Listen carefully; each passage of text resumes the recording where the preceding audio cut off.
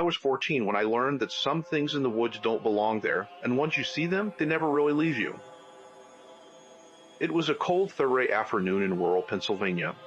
Fresh snow had fallen the night before, making everything look clean and peaceful.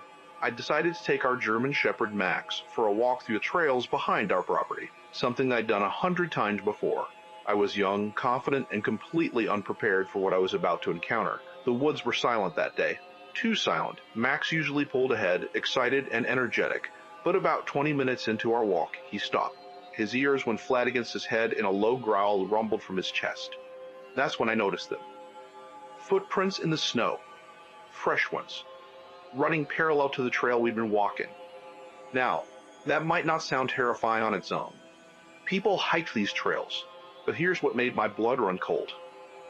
These footprints had been following us the entire time, staying just inside the tree line hidden from view. And they were barefoot. In February.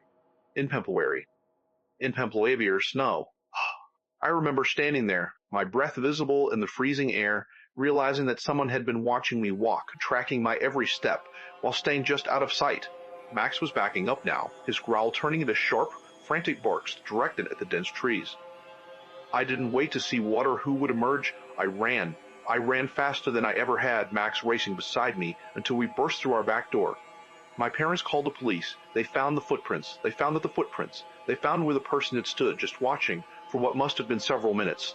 But they never found who made them. For weeks afterward, police patrols increased in our area.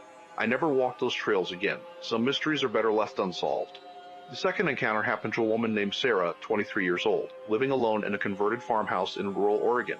She'd planned a quiet Friday night her boyfriend had will for a movie. Ordinary, safe. Until her phone rang at 6:47 p.m. The voice on the other end was unfamiliar, male, calm. He asked if she was home alone. Sarah, confused, said her boyfriend would be there soon and asked who was calling.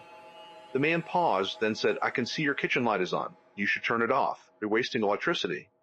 Then he hung up. Sarah's farmhouse sat on 15 acres.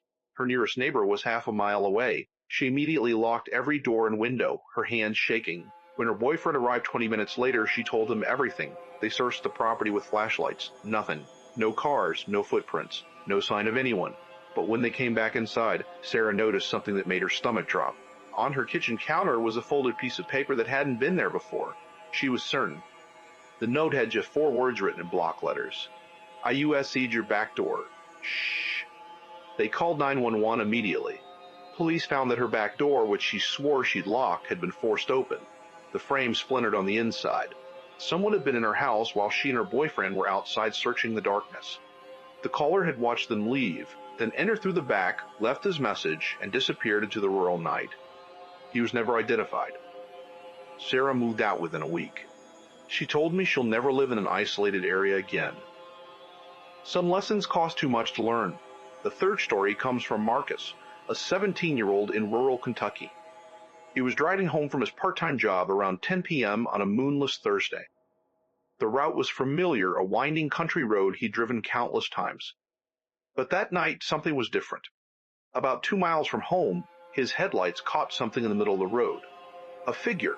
Standing completely still, Marcus slowed down, assuming it was someone whose car had broken down. As he got closer, he could see it was a man in dark clothing, facing away from him, unnaturally rigid. Marcus honked. No response. He honked again. The figure didn't move, didn't turn around, didn't acknowledge the car or the blaring horn. Now seriously unnerved, Marcus decided to drive around him, giving the figure a wide berth. But as his car came alongside the man, the figure's head snapped toward him with impossible speed. Marcus will never forget what he saw. The man's face was covered in what looked like dried blood. His eyes were wide, unblinking, and his mouth hung open in a silent scream. But he wasn't moving, wasn't breathing, he just stared. Marcus floored the accelerator. In his rearview mirror, he watched the figure remain perfectly still in the middle of the road, illuminated by his taillights, until the darkness swallowed it completely. He called the police the moment he got home. They searched the area. They found nothing. No person, no blood, no evidence anyone had been there at all. But 3 days later, the local news reported that a man's body had been found in the woods near that exact stretch of road.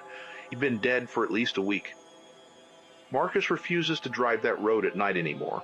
Some things can't be explained, only survived. 3 encounters, 3 rural nightmares. 3 people whose sense of safety was shattered in moments.